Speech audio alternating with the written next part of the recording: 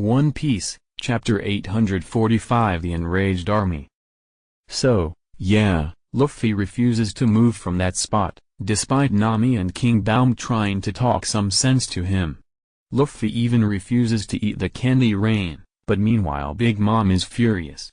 Her two clouds, Zeus and Prometheus, are wreaking havoc and creating gigantic storms, and as everyone expected, yeah, they're dopey clouds and not demonic fireballs from hell.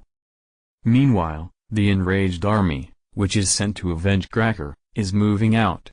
We get to see a couple of Big Mom's children lieutenants that we've seen in a previous chapter.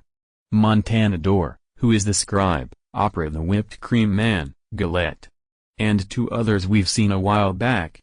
Thrifty Bobbin is the name of the dude with the abnormally huge grin and the weird holy mask that we saw during Big Mom's first appearance during the Fishman arc, and is leading the army. Demon Lady Amanda is the lady with the huge rimmed hat and huge sword we saw briefly alongside Randolph getting good ingredients.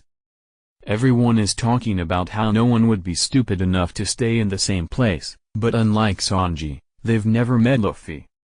We see a bit more of Big Mom, talking to a young daughter, Anana, who wants to borrow knives to mutilate her teddy bear.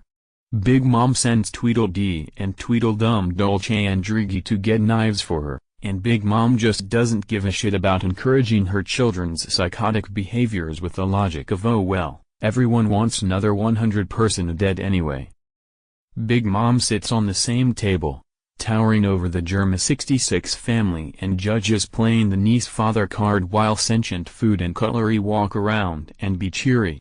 Sanji doesn't seem to really care all that much for the sentient food.